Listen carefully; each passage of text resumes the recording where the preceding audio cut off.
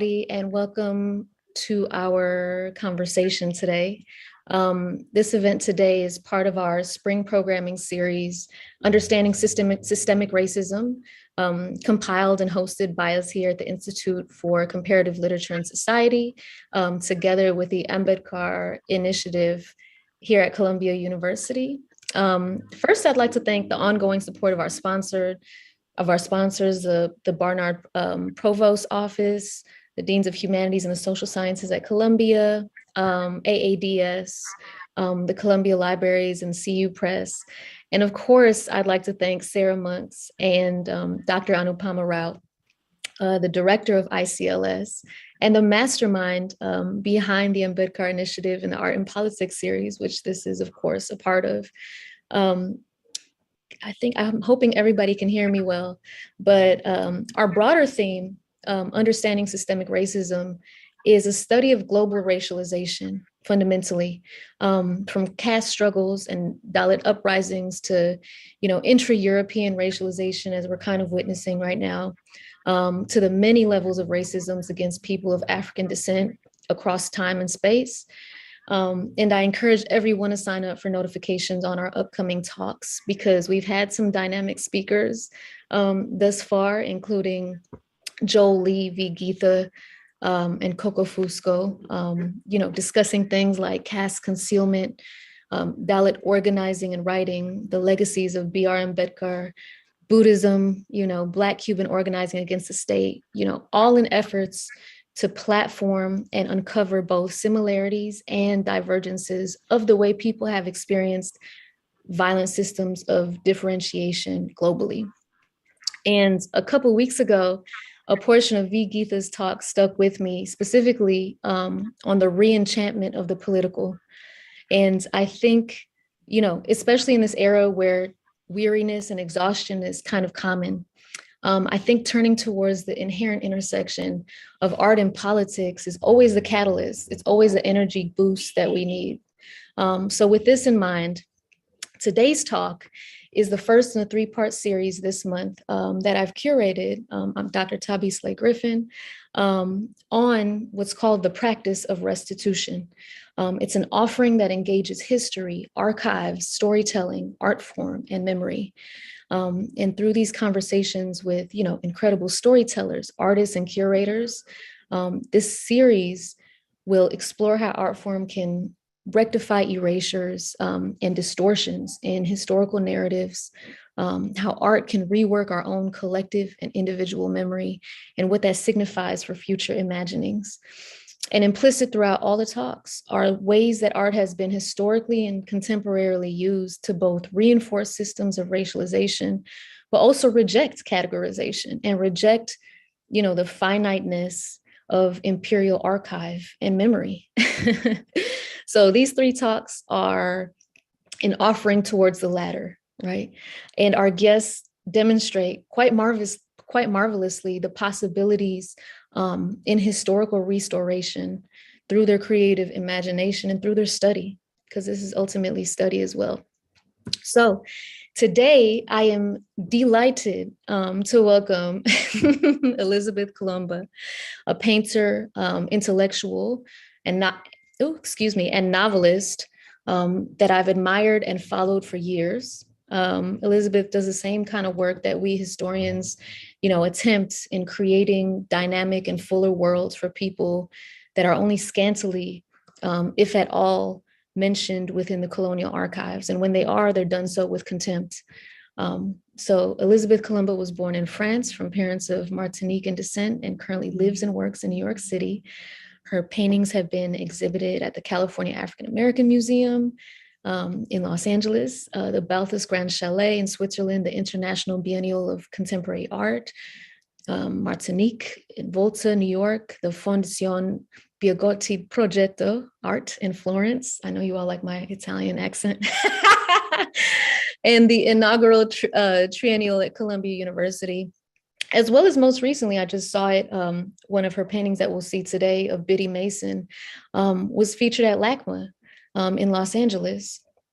And her work is included in the permanent collections of the Studio Museum in Harlem and at Princeton University. So without further ado, Elizabeth, welcome and thank you for coming. Thank you for joining us and sharing. Oh, hello. I'm sorry. I was muted for a second. Hi. Hi. Thank you for this fabulous introduction. Yeah, and I'm very happy to be here. I'm very happy to share this conversation with you and everybody for attending it. Excellent, excellent. So let's start with one kind of primary question that can kind of set the tone for some of these portraits that you're about to show. So in keeping up with our, our overarching themes of restitution and the archive, do you understand your work as a primary document? Like, do you understand it as a firsthand testimony or direct evidence of a historical narrative?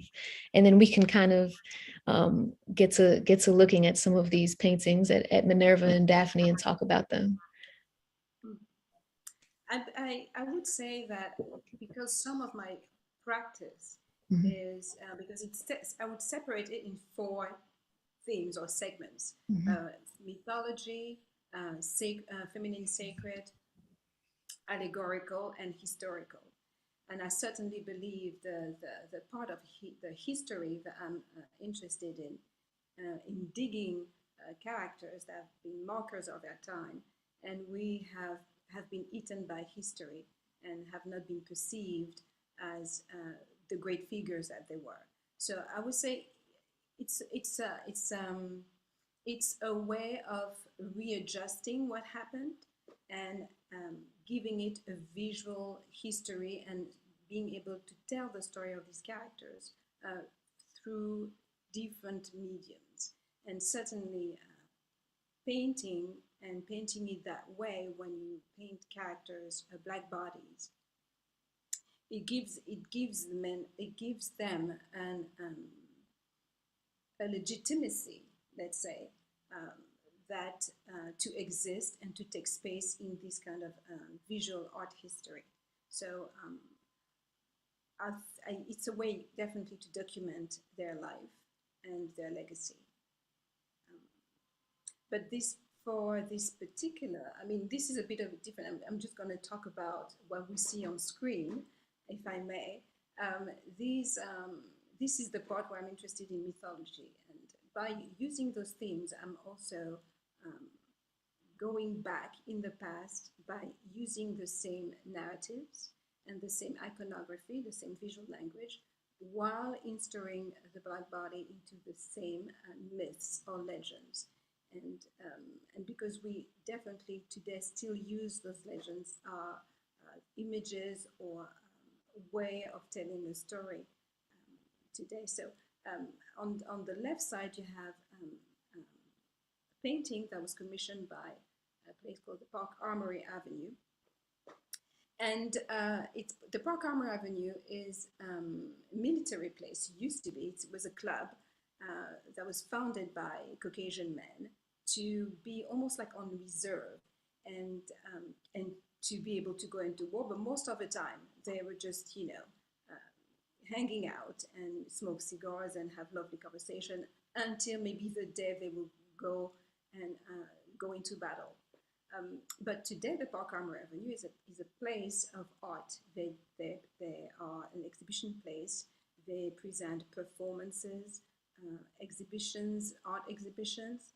And I thought it would be interesting to have the idea of embodiment of those 2 things with Minerva, who is the goddess of war, the also goddess of peace, but also the goddess of the arts. So she was revered by merchants and artists, and she has her thing because she has a male counterpart who is Mars, but he was much more violent, and the way she was shining is because of her strategy, and because of her strategy she was able to bring peace. And she also is the goddess of wisdom, but also the arts, as I was mentioning.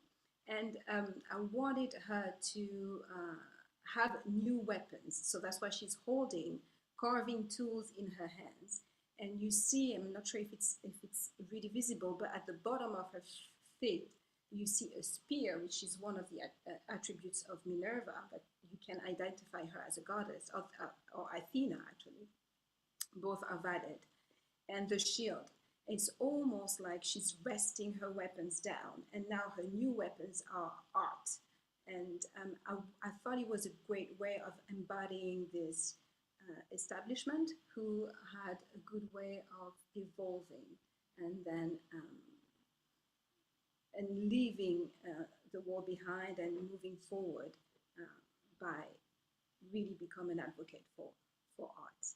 And you see little things, you know, I mean, there's a flute on the stand in the foreground. In the background, she is nestled between two paintings.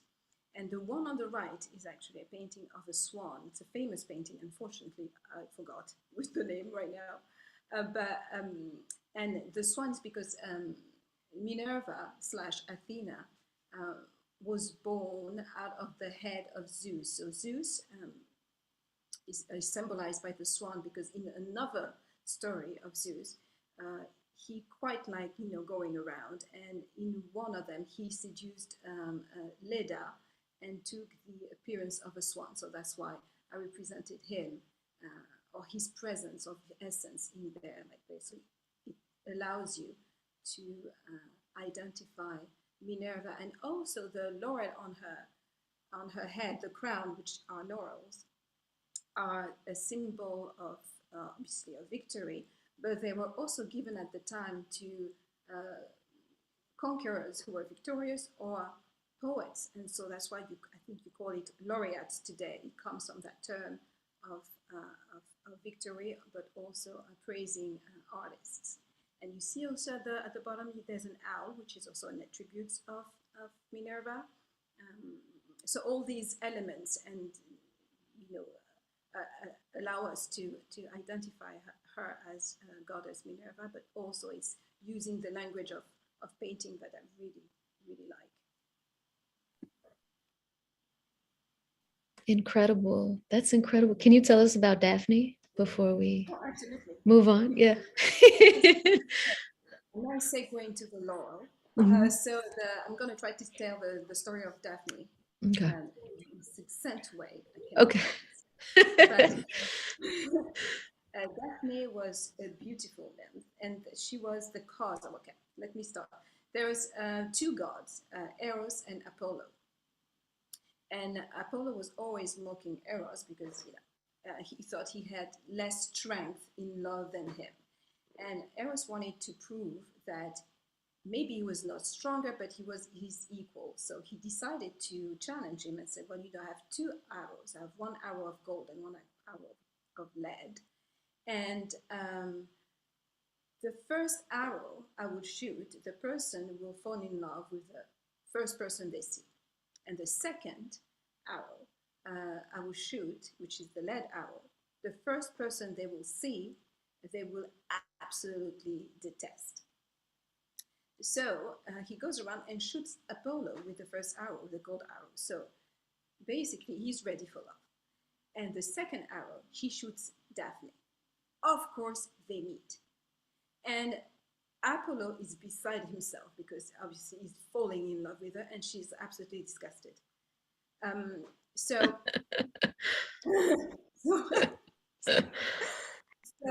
he's pursuing her relentlessly. And at some point, she is so, she's in despair because she knows, and obviously he's not gonna start a love story. So she calls on to her father, who's in the Olympus, I believe, and he changes her into a laurel tree.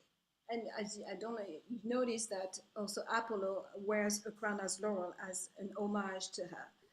But in the story that I decided to tell, which is a little bit of a twist on the myth, I wanted to show Daphne taking back her power, and instead of being this woman who is waiting to be victimized, I wanted her to basically hide being behind the laurel tree. So that's why I made a wallpaper made of laurel. And she's basically trying to fade into it, and she's waiting for the aggressor. And you can see at the bottom there's a shadow coming behind the wall, and she's just waiting to pounce, and she has the arrow in her hand. And my idea was, obviously, in the myth, she is going to confront a god, and likely she will not win, but I wanted her to have this attitude that even I might fail, but I will not flee. So it's the idea of like standing your ground and taking back that power. So it's a bit of it's a little twist on Daphne. And also you would see that, I mean, because I always like to add elements that allow us to identify the character. So you have the laurel tree, you have the arrow, but also you see the table. The bottom of the table is shaped as a lyra, which is one of the attributes of Apollo. And on the table you have the statue of Bernini, the ecstasy of Saint Teresa, which is an allusion to the incredible love he felt for her at this moment. Just the intention in the detail of your paintings is incredible, and I know it's just going to get better. Wow, that was wonderful. Okay, so those are Minerva and Daphne then. Oh, let's get into these characters here for sure. And as I said before, I had the tremendous honor of seeing the Biddy Mason in person in her city in Los Angeles, which was especially powerful. And just the way you've painted her with such dignity, and I'll let you talk more about, of course, the details. It's in the details for sure. Your play on, what's foregrounded and what's backgrounded, and, the European history, the colonial history is always in the background, and in the foreground are the Black woman possibilities. It's great. It's incredible, but I'll let you get to it. Let's get into Biddy and my favorite classical composer. Well, so this is part of the historical I was mentioning earlier. And I said it 10 times, I said it again. I absolutely a fan of Biddy Mason. I think she's an incredible inspiration for anybody because of her resilience, her tenacity, and really her intent. So I'm going to, again, sum up her life, if there's anything like that, respectfully. So she was born in 1818, more or less, in Georgia. She was enslaved, and her owner was of Mormon faith. He allegedly had 3 kids with her. We know one at least was fathered by him, but she had 3 kids total. She was a woman where the households were really she held the household in her hand.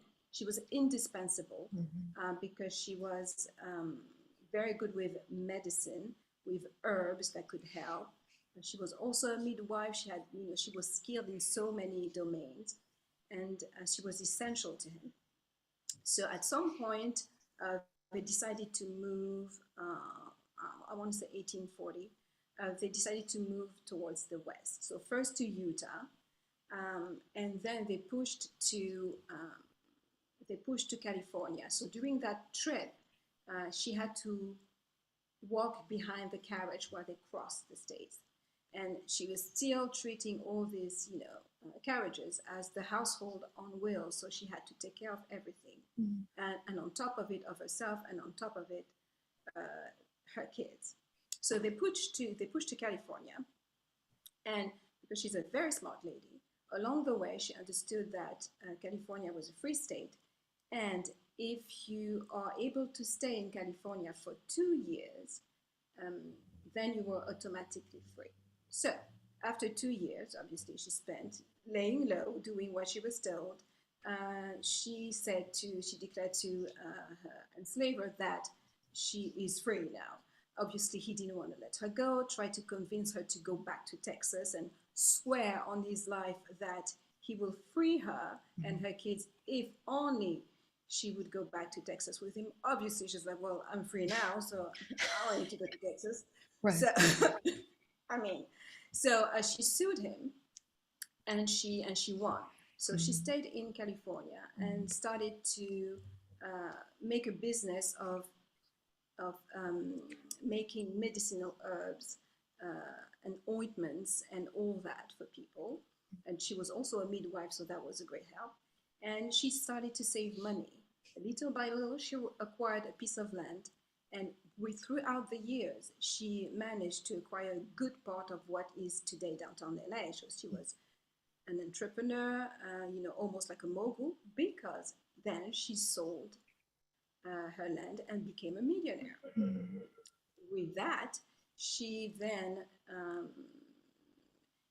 decided to give back to her community, build a church. I think it was the Black Episcopal. Well, Episcopalian. Exactly. Thank you. Church, and she also had the first daycare for black children. So, and throughout the rest of her life, she really gave back to her community and helped everybody regardless of their ethnicity. And I think she's quite an inspiration. I'm a big fan of Biddy Mason. And so the detail about the painting, I wanted to really have her connect with the viewer, but also really stay and stand in her space. She's almost creating this office where she was working, doing all these concoctions. And in the background, you have a map of the states, which was the map of the United States at the time. And I really want her to almost have this wise look on life. Because I feel like it's quite incredible to have such an intense and difficult life as an enslaved person and not really caring bitterness. And I feel because she was able to give back, the actions spoke louder. I felt like she let go of that and just became, and was just a generous person and was able to give back to everybody. She's certainly an inspiration. For sure. Thank you. Thanks for telling us about Biddy. Yeah, she's a Los Angeles legend. Many people also consider her, a very early practitioner of mutual aid in the way that she conducted care within communities in what's known as Los Angeles now. But so the painting itself is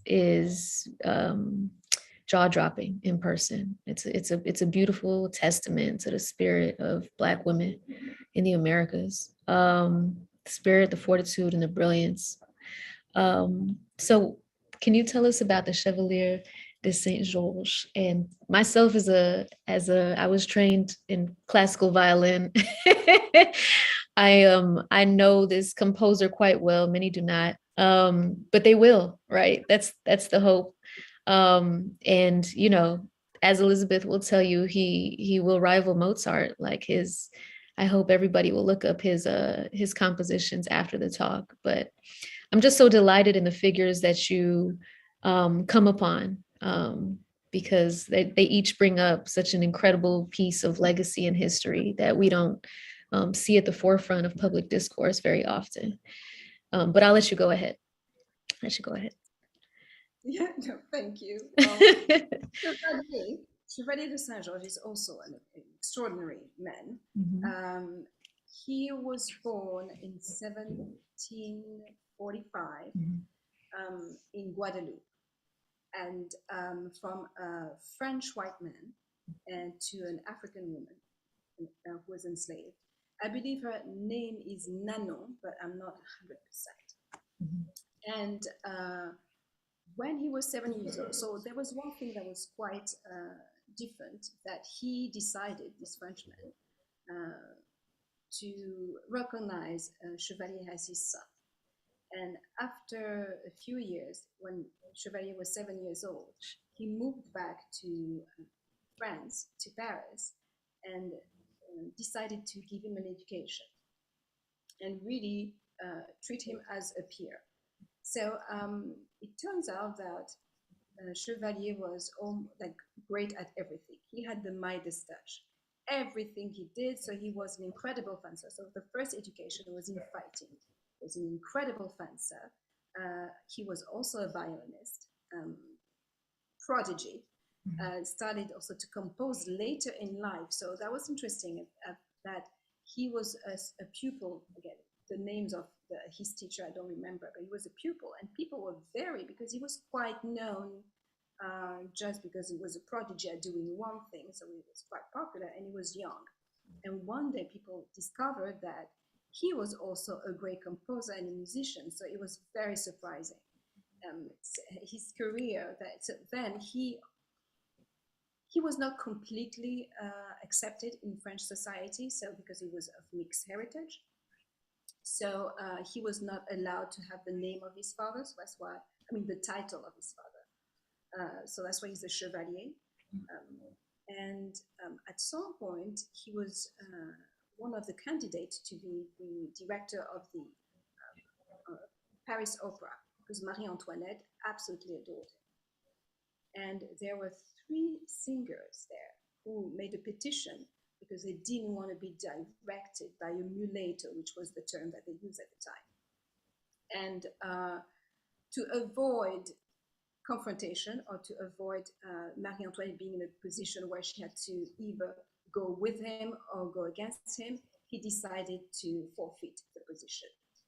Unfortunately, it's too bad, but unfortunately, that was the story of the time. But he went on and did compose beautiful operas with the sound that's very similar to Mozart. So this man is known as the Black Mozart, but he was older than Mozart, and a lot of his symphonies are composed before Mozart, were known about him, and vice versa. So if anything, Mozart should be called the White Chevalier de Saint Georges if we want to make any kind of comparison. So unfortunately, there's very few of his work that is still available, because when the French Revolution came in 1789, Chevalier decided to fight for the revolution, even though he was from the royal side. Because he believed that every man should be equal. So he was one of the first black men to have a battalion under him. So after the revolution, unfortunately, because for people it was very difficult to understand where he was coming from, he was neither on one side nor the other. So I think he couldn't find his space. And he died rather young, in maybe 50, 52, of like something absurd. He was wounded and didn't care for it, and so he died of that. But you can still find his work, some of his work available, and listen to it. And the portrait that you see in the painting, it's actually one of the few portraits of Chevalier. You have a couple of etchings, maybe.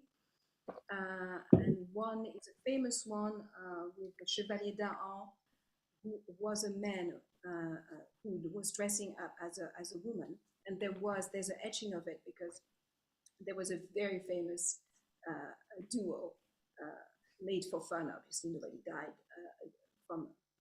with the two of them together. So that was I guess immortalized in the etching. And in the background there, you see. In the mirror, you see a woman that might be Marie Antoinette, because she was rumored to perhaps have had an affair with Chevalier, who also, by the way, was incredibly beautiful. So, according to the people at the time, so he had many skills, I would say. And in the background, I don't know if you can really see it, but there's a map, 2 maps here. A map of Guadeloupe, so it's just to show that he was coming from there.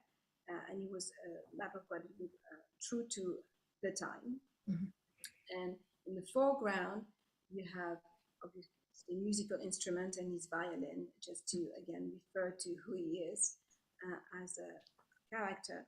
And on the piano, which is really a harpsichord, you see, which was very fashionable at the time, but you see a painting of a boat crossing, on the ocean, just to signify his travel from Martinique to France. And under the painting, you have musical writings, I guess, partitions. Is that the word? I'm not sure. And it's actually his true work. It's authentic to his composition. And I think that's it about the detail of this painting. What is, a quick question, what is your process of deciding which specific elements of, these people's multi-layered lives to include in the painting? Do they come during the process of the painting? You decide you want to add a map of an island, or you want to add Marie Antoinette peeking in the shadows, or you want to make the Chevalier a little bit more beautiful? Like, how does it, or do you know in the beginning, when you start the piece, do you know these are the things that I must include because this must be known about them? Or does it come to you during? I'm just curious. It's actually, everything is laid out before. I see. Yeah, very, it's not very precise because, you also need to be a little bit flexible. But it's, for me, the best way to tell the story with character, the more authentic, and really to respect their legacy. So I want to be able to, for people to identify them, to understand who they are, what did they do in the best way possible. So obviously I have to make a lot of research, quite a bit of research for that, and really present key elements, because you have to be able to tell the story in 2 dimensions with no words, no music. It has to be visual. So for me, it's really, and again, not everybody will understand. Obviously, the boat on the harpsichord, I'm the one who's putting that language in, but it's really to put all the elements to tell the most complete story of this character. And it's almost like the main points of his life. Right. And I would say it's the same for Biddy Mason. Right. Can I just say how seamless these details are? They don't feel clunky. They don't feel like you've tried to add in everything that history, a Western or imperial history has tried to erase. It feels like a scene in the life of a dynamic and complex person. So it's truly wonderful how you do that. Oh, this is exciting. Let's get to this, because this, when I first saw this blew my mind for sure. Well, so this is a bit of there's a story behind.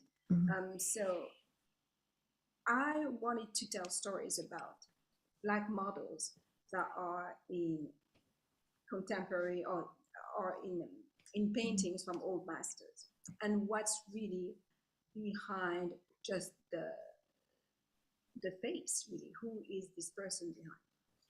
And the Olympia is obviously a masterpiece of Manet. And at the time, it was very scandalous. It was 19th century, I believe. And it was scandalous first because obviously you have this naked lady lounging. She was also recognized by society there as lady of the night, I'm gonna say. And seeing her there, and it's quite a big painting, so seeing her there in full force, people were just absolutely shocked. Yeah. But what I thought was interesting that you only mention the most, even though those 2 characters are on the same plane, they actually take kind of the same space in the painting. One is on the left, one is on the right. So they're kind of equal. But the main person more, the name, I believe the Olympia's name is Victorine. You know her name, you know her job, you know all these things about her, but yet at that point, we did not didn't know anything about the woman presenting the flowers. So I thought that was interesting. And there was this fantastic show called Posing Modernity a few years ago, and I was very honored to be showing a piece in there. And that was the piece I showed, which is the idea that I'm going to give the center stage to the woman, the Black woman in Olympia. So the curator of the show, who is Denise Murrell, find out what the name of the model was, and her name is Laure. And it looked like it was a mountain to discover, but it actually was very easy. She just said, I just had to dig up a couple of archives, and her name was right there with the address of her apartment. So it was minimal effort. So this could have been established a long time ago, but nonetheless, better now than never. So I've decided to dedicate that space to her, and for us to be able to identify Laure as the model in Manet's painting, I added elements throughout the canvas. So first, the model is, we can't really see it there, but she's wearing the same earring, which is a red teardrop earring. On the left side, you have the man in a carriage holding a bunch of flowers, which are the same flowers that you see in Manet's painting. And on the bottom right, you see a cat, a black cat, which also appears on the very right in Manet's painting on the bed. And the dress she's wearing is the same. Unfortunately, the reproduction of Manet is not the best here, but it's that kind of pale pink. And also the palette, I would say, or the colors of the painting are kind of the same. I used the same ones that appear in Manet's painting to really do my own.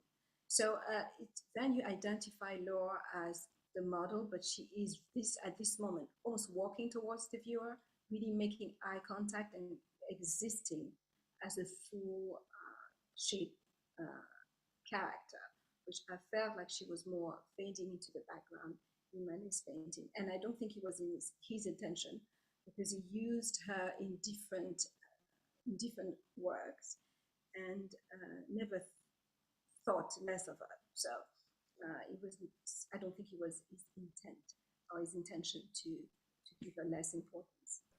And the way also I wanted to compose the painting, it's I wanted her to walk towards us like almost on a rainy day, and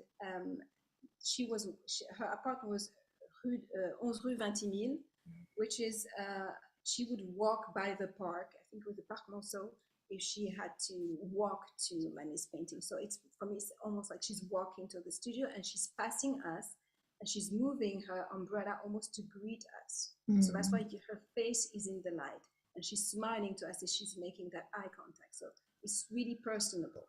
And that was the intention. That's incredible. And these types of projects, I'll save my questions and commentary for later to ensure that everybody else has time to ask questions. But the ability to imagine the worlds of these women that there were attempts to invisibilize them or render them, marginalized, that imaginary that you encompass and that you've splayed out here in these portraits is incredible. And it's something that historians struggle to do. It's something that filmmakers struggle to do. But this is quite encouraging to see Laure like this, It's amazing. Okay, let's for the sake of time, let's keep it going. Oh, Madeleine. Oh, yes. Madeleine. So this one, it's because this one is actually before Laure. So, and the portrait of Madeleine, which has been named Portrait of Madeleine, but used to be known as Portrait of a Negress. And they finally found her name, which also I would underline that was not very complicated to find, but finally here we go. And this, in a way, started a lot of my work. It was definitely the spark into me going and exploring the idea of Black representation in using the same visual language that all masters. The way it happened, I was doing a field trip with my school at the Louvre, and when I stumbled into this, I was really probably not surprised, but almost in awe to see a Black body, first of all, in that space, which was the Louvre, but also in that style, because I've never seen it before. And I think it stayed with me, and I really wanted, in a way, to see more of that, and I could not see more of that. And I thought it was so important to see yourself represented. So it started my practice to some degree. So this was the homage to that painting. Again, giving Madeleine a humanity that you can't really see. It's not that you can't really see, it's because the portrait of Madeleine was used to be called portrait of a negress, there was no, she was just a person amongst the other. And it was also almost an exercise for the painter, was Marie-Guillemine Benoit, who was a woman at the time. And this was made, I believe, after the abolition, as an ode to freedom and emancipation and women. But also, it's almost to show your dexterity as a painter. So I think there's a lot of the artist in that painting. And even though Madeleine is taking up the whole space, she is ignored as a person because she is not, we don't know her. So I wanted to imagine what she was like after a posing session for that portrait, and to give her a little bit of a life,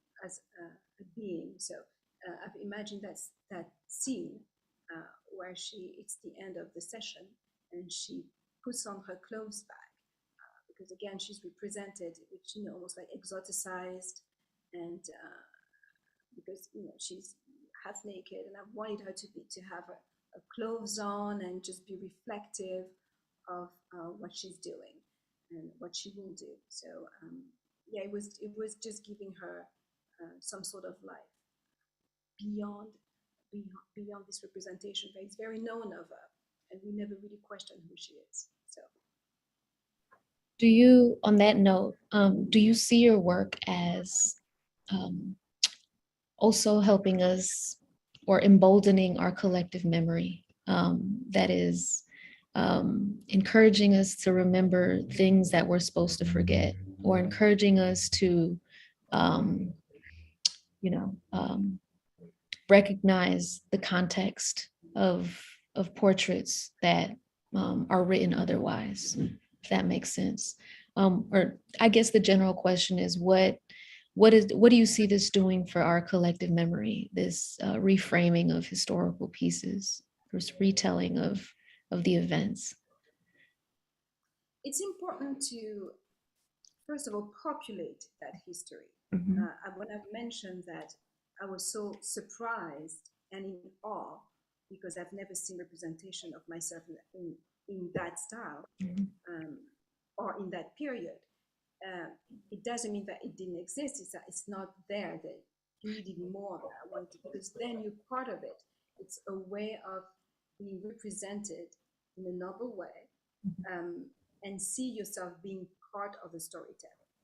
And that's why it's important in your psyche, is you understand that you matter because you are represented. Mm-hmm. And if you know where to be seen, there's no way you are going to be seen today. So I feel it's important to, in a way, heal the past to be able to exist today. So it's, and also it's the same way you speak about historical figures. I mean, now obviously people are more interested, and people are doing research, and we have so much information at the tip of our fingers, so it's easier to dig and find them. But it's important to reinstall them and being able to tell their story respectfully and as as good as we can, really. Right.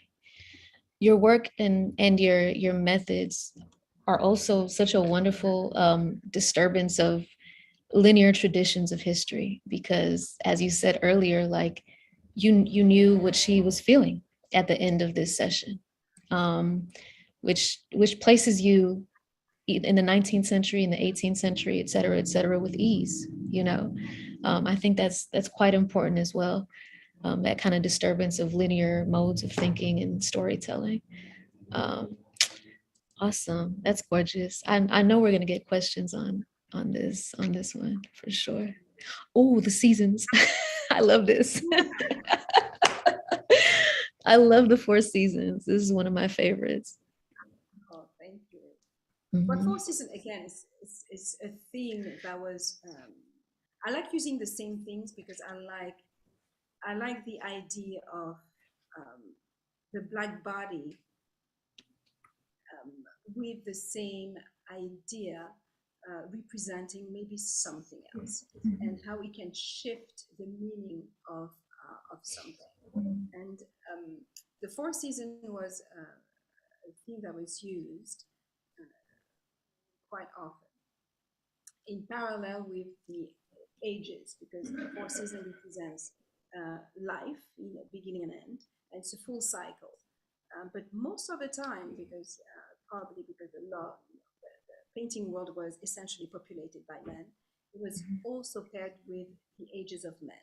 So I thought it was interesting to maybe shift that a little bit and do the ages of women, and start at the teenage age and go through the season and mark each time period with something. Um, so at that moment with spring, I wanted to. It's that moment between you're still a child, but you're on the way to become a woman, but you still have this innocence. So I like the idea of almost this reaching for growth. Like, I think there's an innocence in her way of apprehending the world around her, and not really taking in, like being very naive about what's around this character. And and even for in the back, you have, yeah, clouds are a little bit ominous, and in the foreground you have roses.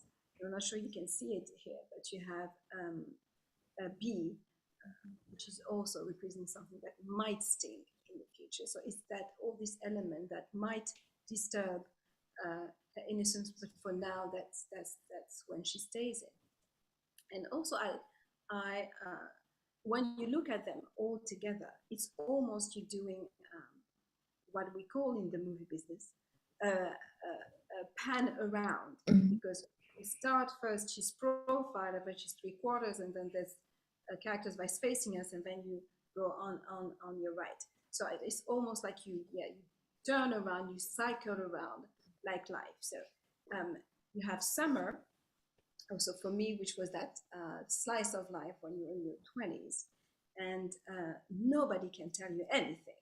You know everything.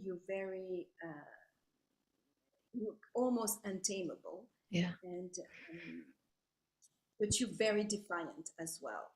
And there's something about the power. I mean, in the Black community, the hair is charged with meaning, and I thought it was interesting to show her cutting her hair and really getting rid of the power that it has sometimes. That to quote, I think it was Injari when she was saying, "I am not my hair," and I thought there's something about this that is so powerful to say, to almost be rebellious. And next to her, or behind her, you see a cheetah, and a cheetah, I'm a bit obsessed with cheetahs, but also it's a feline that is a wild cat. It's one of the only wild cat that you can actually tame and have as a pet. But what I think is interesting is still a wild animal. So there's always that balance of being wild and being tamed, which I kind of feel like it's the 20s. And we fall, we're going into what I would say the time of motherhood. and this protection that you have with your child. So we have another appearance by Zeus slash the swan, which is a symbol of fertility. And also in her hand, she's holding an egg, which is also a symbol of pregnancy and fertility. You also have this fabric, which is very, which reminds you of African batik, but with circles, which defines the feminine. And again, just all these elements gives you the idea of motherhood and fertility and the next step in life. So that was fall for me. And winter is when you are wise, hopefully. You went through all that cycle to land into the wise world. And this one is very special for me because there are three of these model I know, and two of them are my family. So spring is my niece, and winter is my mother. And my mother passed away a few years ago, but she was able to see that painting. And there's a lot of meaning behind that painting that I did not fully encompass at the time. So it's in the same time, it's the allegory of winter, but it's also a portrait of my mother. So you see elements that you would never see in a traditional, I would say, winter depiction, because she had on her head, for example, a headdress, which is very typical of Martinique or Guadeloupe, which is made of madras, and that is customary to wear. She also has, so I put also in the background here that you can't really see, but take my word for it, it's a painting of Homer from the Bahamas. At the time period when he was painting those beautiful watercolors from the Bahamas. And to me, it's a way to remember that she's coming from Martinique. And also at the bottom of her cane, she's piercing a crab, which to me is the symbol of cancer. And before she passed away, she was a cancer survivor twice. So for me, it was a way to show her how courageous she was, and an homage to her victory. Unfortunately, the third time she lost the battle, but I really wanted this to be prominent in the painting. And but then I have a friend who, while she was sick, showed me some things in the painting which almost like are an omen to what happened afterwards. She said, well, it's interesting that the way you portrayed your mother, she's looking up in the sky, towards the sky, almost like those paintings of El Greco, where they're ready to be raptured towards the heaven. I'm like, oh God, great. And then she's like, oh, and you put lilies in the back, which are a symbol of death in my family. I'm like, this is fabulous. Thank you very much. So, but you know what? In a way, it was an omen to what happened before, to what happened afterwards. So it's a special painting. I mean, I feel like I was happy she was able to see it. And while she was sick, she's like, well, it seems like you had a vision somewhere. So there it is. That's incredible. One thing particularly special about the Four Seasons is also their placement. So let us scroll down. If you could talk a little bit about this particular installation and, on the topics of restoration, of interruption, this installation really speaks to that wonderfully. Yeah, so that was an intervention that we did a few years ago in a place called the Elms Mansion. It's in Newport, Rhode Island. And the curator thought it was a fabulous idea to have these figures in that space. So to give an idea of Elms Mansion, I would say the mansion down the road was a mansion owned by the Vanderbilt, completely made out of marble, imported from Italy, something that would never be able to build today because it would cost too much money. So that's the type of crowd that we have here in Newport. So having these Black bodies intervene and interfere with the narrative of this, mansion, we thought it was a brilliant idea. So what was also interesting that we didn't do much for the installation. It was literally taking off what was there and hang those paintings there. So the hook was already, it was spaced perfectly, and it's like they were made for this place. Yeah. And you see on the far right and the far left, they didn't move the existing painting. So when people were visiting the space, they did a double take because we could understand if it was from the time, if it was actually Black women inhabiting the space, or if it was an intervention. So obviously quickly they understand it's an intervention, but then it raises questions and conversation has started. So it was quite successful as an art moment in Newport. And it was an exhibition that was supposed to stay maybe a month or two, but it got extended to, I think, 4 months, I think. Really enjoying it. On that account, can you talk a bit about the role that, because as we've all noticed, when we think of colonial portrayals of Black women, this term labor, it shows up in a dual sense. There's the labor of the field, of the house, of industry, but then there's also the labor of reproduction that Black women inhabit, at least in the Atlantic world, during these times.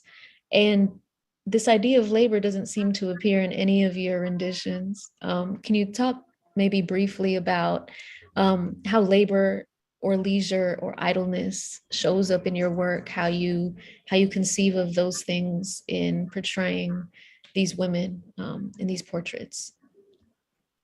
It's interesting to talk about labor. So my characters, I would say, they never, with that idea of labor, that they're not the one laboring. I think I mentioned that, in another conversation, but I'm the one who labors in the sense that I take that. And that's why my work is so precise, it's minutious, it takes time. I'm laboring to produce, I'm taking on that burden so then they can be existing labor-free, I would say. And I think it's because of the ancestry also, and the idea, I think a lot of people of color have that, where whether you're an immigrant or, you always have this pressure of, you have to work hard, you have to labor, you have, this weight on your shoulder because of the historical past. So, and maybe that's also why I'm doing the labor. That's why I'm not trying to, shortcut, and I'm pushing myself to do something that is, tremendously minutious and detailed. So it's my way of taking that burden, I would say. That's quite powerful. Yeah. That transfer of labor, that's quite a powerful perspective. That's amazing. Okay. Let's take 5 more minutes to discuss recent work that I definitely want to get to, and then we'll get to some questions from the crowd, because I don't want to shortchange what they want to ask you. So, okay, we could talk about maybe briefly about your still life portraits. Yeah. So, this is a series, an ongoing series that I'm doing about still lives and the idea of commodities, and commodities that are found in the Caribbean and are really how European countries build their wealth and their strength and their economy on the back of these islands, without really giving back to the natives or to people who were there. So it's a commentary on that, and it's a way of obviously using the same visual language than old masters, and Dutch masters particularly, using the same iconography of the fragility of life. I also like to expose the fruits, or in a way that are they're scarred almost. They're not perfect. They're broken. So it's also the embodiment of what happened in those colonies or in all the places where unfortunately people had suffered and had to produce for the sake of economy and power or greed. So, that's what I do with that series. And two of those still lifes will be on view in a show in San Francisco, curated by Monique Long, and it's called Elegies, and it's going to be at MOAD. So if anybody is in San Francisco, go for it. Wow, great, incredible. Oh, recent work. Okay, can you talk a little bit? Yes, about the leisure series for sure. I'm trying to breeze through it. No, I know. So the leisure series, so it's again, so no, it's a take on leisure, and you were talking about idleness and labor and leisure, and we found out that today that seeing a black body idle or in leisure or not do anything can be seen as, there's a couple of adjectives for it. It's either laziness, indolence, or a threat. And I thought it would be interesting because when you walk into any kind of museum and you see, obviously, the one who were able to tell their stories, a Caucasian from the royal court or bourgeois or upper class, who were able to have portraits made, not doing anything, they are not considered as an immediate threat. So I thought, what if I'm putting black bodies in the same environment, leisurely, how would it be perceived? And I also wanted to add the layers, so that's why you have two of them called Untitled, with the name of a stately home. Because a few years ago, a friend of mine showed me this article printed in the UK about a scandal where they found out that some of the stately homes in the UK just after abolition got reparations from the state, because they basically claimed that not having free labor, unfortunately, will cut their way of life in half. So they needed money, and the state gave them the equivalent of millions and millions of pounds, and really for them to be able to live the way they used to live without cutting any corners. So it was a bit scandalous, and I wanted to add this layer into the studies, which will be then made into large scale watercolors. Thank you for showing us the layers, man. We're gonna have a lot to talk about. And this is a more completed one of the leisure series. Yeah, this is the final, I was going to say product, but the final watercolor from one of the study called Writing Places, and which is a very typical, I would say, equestrian representation that were people really like at the time. You can name painters like Gainsborough or Reynolds, who certainly were able to represent people from the court or royalty in that manner. So I thought it was very interesting to shift that narrative and represent a Black woman as a professional person. Gorgeous. It's a gorgeous piece. Are we getting into, we're getting into Queenie. Okay, so please all, I know, we can talk about Elizabeth's work all day, but this turn was really, it's not surprising, but it's delightful that you decided to embark on a novel like this. And in essence, it's doing the same thing that you do within your portraits. So yeah, please tell us about, I believe it was published last year. It was published 2020, correct? Yeah, it was published 2021.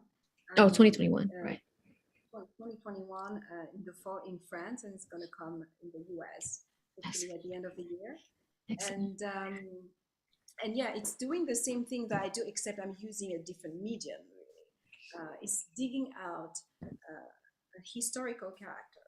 Mm-hmm. And her name is Stephanie St Clair. And at first, I wanted to make a portrait of her. And I went to that show, which was a retrospective of Kerry James Marshall in 2016. Mm-hmm. And there was one room dedicated to his graphic novel, which was Rhythm Master, which was a graphic novel that was in the 90s. And I think he has the project to go on and do more of that today. So I think in the future you will see Kerry James Marshall graphic novel. Mm-hmm. But and I thought, well, if a master like Kerry James Marshall is doing, is using that medium to say, to tell a different story, but still in line with his concept and idea, I thought maybe it was a good way to use that to tell the full story of Stephanie St Clair. Mm-hmm. And Stephanie St Clair is a woman from Martinique who went to New York in the beginning of the 20th century, and in the 1920s, she became a kingpin. She did what we call the illegal lottery, which was a big thing at the time. And but she was also a civil rights activist. She gave back to the Harlem community because she moved to Harlem, and was able to really sustain herself incredibly. And the story, I wrote it with my writing partner, and we decided that the best way to write the story was to focus on 1 year, which was the idea, the 1933, which was the end of the prohibition, and it was at the time where the business of the numbers, as they call it, was very profitable, and because the money from the alcohol was drying, all the big mafia members like Lucky Luciano and John Schultz were trying to get into Harlem to get all that business for them. And she was one of the only one who decided to stand up and not give that business away. And her partner was Bumpy Johnson. So she met Bumpy Johnson when he was very young, and decided to make him her partner. But I feel like the story of Bumpy Johnson is told very well. I mean, you have a few movies, and right now you even have a TV show called The Godfather of Harlem, featuring Forrest Whitaker. And I feel like if it wasn't for Stephanie St Clair, he probably would not have gone into that business and being so involved in that, because before her, he did a lot of stints. I don't remember the jail, but I think her partnership with him really helped him. Obviously, also in the crime world, nonetheless. But I think she was definitely an essential figure in his life. So it's important to again shift the story and talk about the genesis of it all, which I think is Stephanie St Clair. And as you all will notice, there's a bit of continuity with one of these last frames. Can you talk just slightly, just briefly about the I Can't Breathe frame? Yeah. So this page, so that's what, before I got the deal with the publisher, I drew 5 pages, as you know, just to see if it was a possibility and to have something to show in case somebody would like to publish it. And that was one of the 5 pages I did, because at some point, Stephanie St Clair, you will see if you read the story, she has to flee to, she thinks, to the south, where she thinks she will be safe. Obviously, she doesn't know. And her bus is stopped by members of the Ku Klux Klan, and obviously they are awful. And in this scene, obviously, they're trying to rape her. And the way I represented it is, having one of them basically sitting on her with his knee and really restraining her while she's choking. And I thought it was so powerful go to 2020 when I was in the process of drawing that graphic novel, and with the murder of George Floyd, and how, um, unfortunately, how actual this this scene was, and how real it was, and it really sent chills to my spine, and also to my writing partner, because it was, yeah, it was timely, um, but it was difficult to understand that we still have a long way to go. Right, right. Elizabeth, like, just this collection is incredible. My excitement is reignited. And I have to thank you, Mill, thank you for coming and showing us both old and new work and talking about it with such detail and grace. I'm going to open up the floor now so people can ask questions. I believe, oh, you know what? I did this incorrectly. Hold on.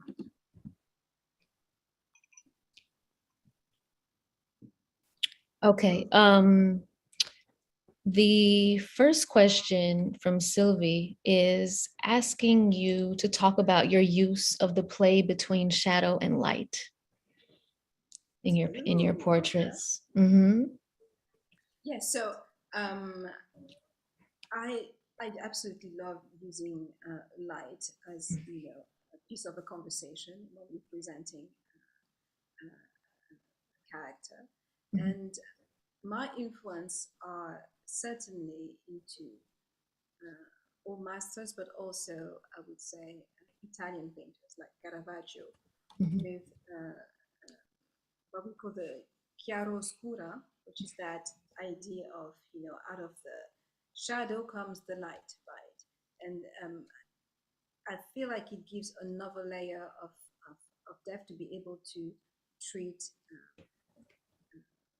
the light and the color in that way.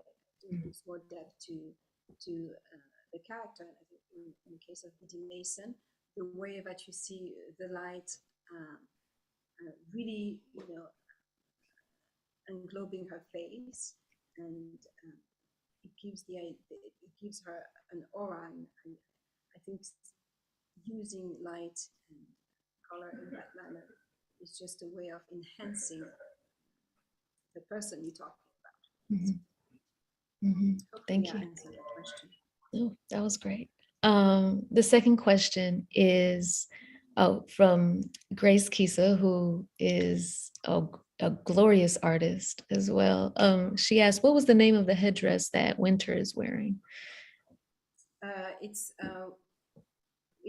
There's no name for it, but it's made of madras, Mm-hmm. which is a typical cloth from the Caribbean that is used still today.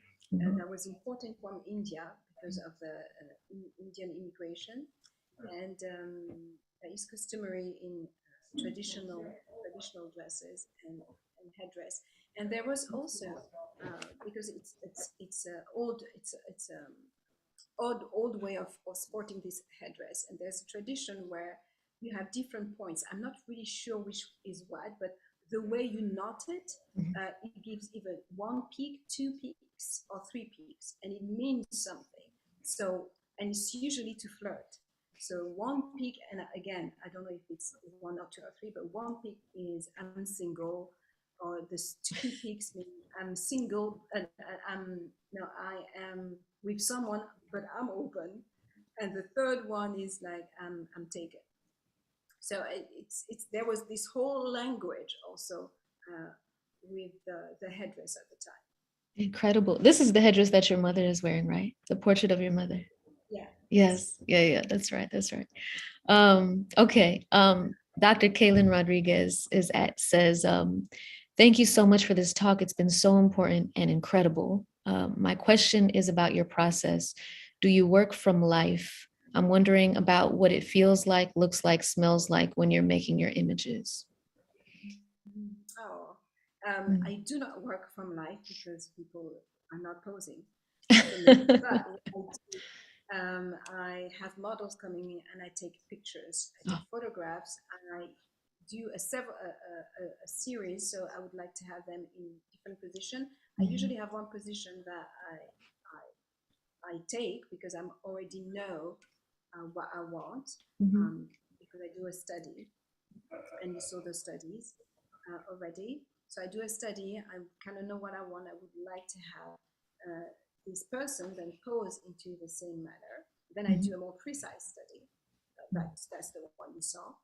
And with that, I start a process that is also very steep in Occidental tradition, which I start a black and white painting, which we call, here in English is called the dead layer, and in French it's called the grisaille. So it's a black and white. So you do the whole painting in black and white, and then you do layerings of colors. So it allows you to also give that depth. And we were talking about this effect of light and shadow.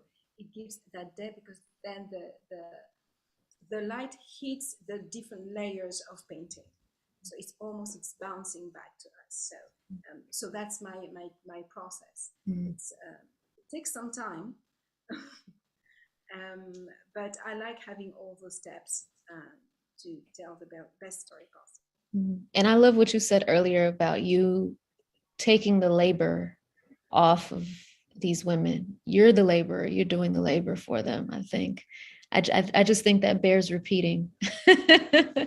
But okay, so if anybody else has any questions they want to ask Elizabeth, you can go ahead and type them in our Q&A forum. But for now, I have kind of a final question that I'd like to ask, and that's, how do you see, futurity playing into your work? Perhaps in a surrealist sort of sense, or like an imagining of like a freedom dream, or like a better world, or like an Afrofuturist vision in which perhaps there's an insistence of Blackness at the forefront, or details at the forefront, or complexities at the forefront, or leisure. Do you understand any kind of, or do you move forward with any kind of ideas of futurity when you're painting, or even before and after the process as you're thinking and conjuring? I would say the way I would tie it in is that a lot of, like, except for the historical part, a lot of the work is almost like a parallel universe, where you have figures taking room in those spaces where they were, in our universe, they were not allowed to move around in those luxurious garments in spaces that they clearly own. And it looks like I'm depicting, it's a different world that I'm depicting. And because the reference are in the past, meaning, whether it's with the fashion, whether it's, the furniture you have around, with the spaces, castles, and all that, it looks like it's almost a history that did not exist. But I'm hoping that it will exist, and maybe like that science fiction, there is a parallel universe where it is existing, and maybe that's what I'm conjuring, and maybe that's me putting it on the canvas. Yeah. Excellent. Well, if there are no more questions, thank you so much again, Elizabeth, for speaking with us today, and for indulging me in my admiration. I also, I think, I just want to say that I also truly appreciate your use of nature and animals as I know we didn't get to talk about that much, but as details in each painting. There's quite an intention, a marvelous intention of where you place the animal, what kinds of animals. I'm also a fan of cheetahs for so many reasons. And I think that, that's also it's also a counter to a lot of, Western traditions or imperial traditions of serious portraiture, and is a nod towards African and indigenous ways of living. You're living in the natural, abundance of the earth with nature's creatures. in its most simplified, in the most simplified descriptor that I just gave it. But I highly appreciate that as well. And yeah, please keep us all updated on future exhibitions. Oh, I understand you have something opening tomorrow in New York. I didn't mean to put you on the spot, but you have to tell us for those of us that are in New York. Yeah, actually, tomorrow is the preview, and it's officially opening on the 3rd. Okay. And it's I'm showing drawings of Queenie, Mhm.